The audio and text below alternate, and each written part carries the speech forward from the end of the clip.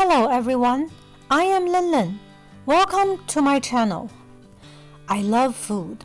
All I can say is that I have great memories about great food that I had in the past. Other things, not as much. I am a meat lover. Barbecued baby back ribs is one of my favorite dishes. I used to be able to eat a full rack at the restaurant. In this video, I'm going to share a way to cook baby back ribs in an Asian style with you. I got this recipe from a friend 13 or 14 years ago. The friend moved out of the state where we are living and we lost contact. This recipe reminds me of her every time I cook this dish. If you have meat lovers in your house, you should definitely give this recipe a try. First step, prepare the dry ingredients. Mix the dry ingredients well using the ratio I'm listing here. You will measure the ingredients depending on how much ribs you have. When I got the recipe, I only had the ratio. I normally use 0.4 tablespoon as the ingredient unit for each pound of ribs I have.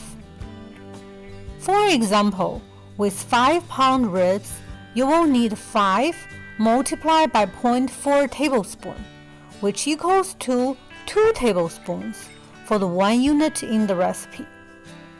So here is what you will need for 5-pound ribs.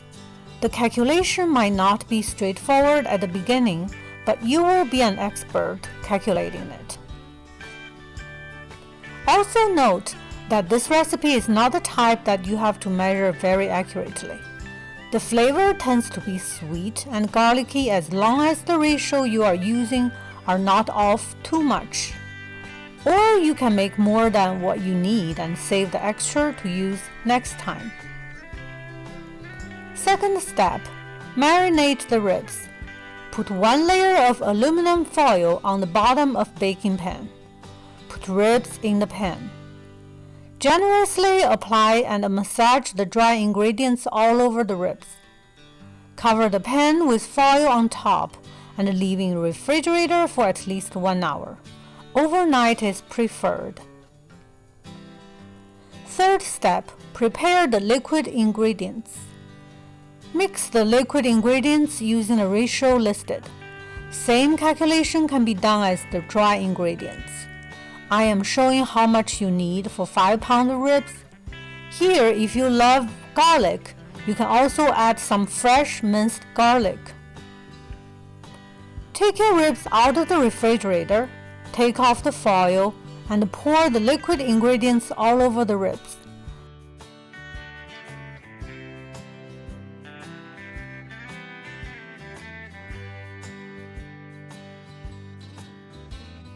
Then, cover the pan with aluminum foil very tightly. I seal with 2 layers of foil so that the steam does not come out of the pan easily later. Fourth step, bake the ribs. Preheat the oven with preferred temperature. Over the years, I came up with 2 options. Option 1, 375 degrees. 1 to 1.5 hours. Option 2, 325 degrees, 2 to 2.5 hours. Higher temperature option will cook the ribs faster and the meat will be more chewy. Lower temperature will cook the ribs more thoroughly with the meat falling off the bone easily.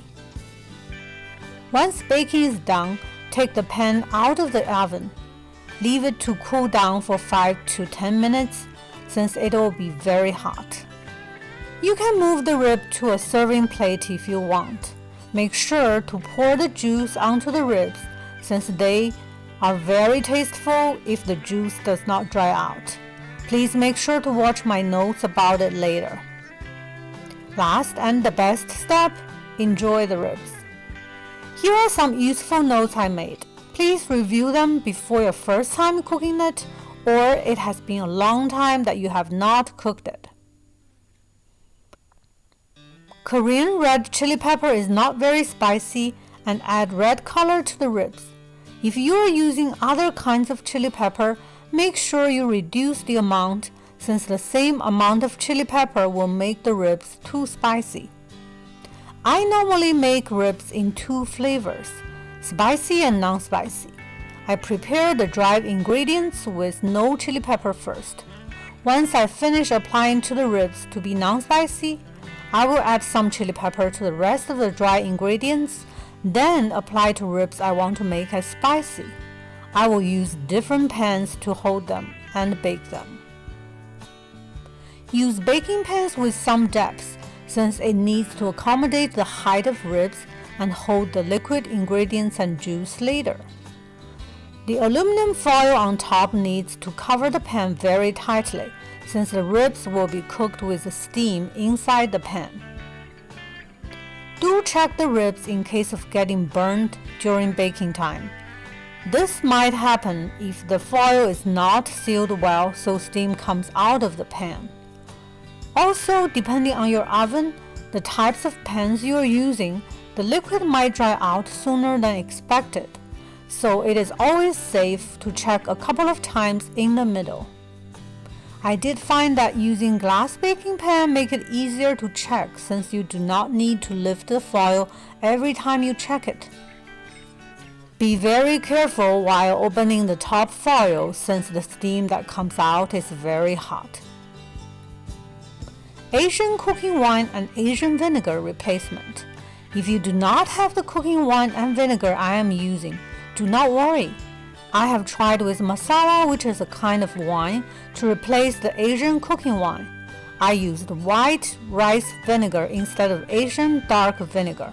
Both worked well without causing any changes to the taste. Be creative with your leftover ribs. My mom makes these bread-like food. I cut most of the part through and put the meat in between, which looks like a hamburger. I'm sure you will figure out nice ways to finish them. I hope the details I included does not intimidate you too much. I encourage you to give it a try, and you will know that your effort will be well worth it. The rest of the pictures were taken by a friend who just took a trip for foliage in northern Michigan. I found the pictures amazing and want to share them with you. Hope you will enjoy them too. If you like this video, please click on the thumb up icon below and press the red subscribe button if you want to watch future videos from my channel. Happy living, happy cooking! See you next time.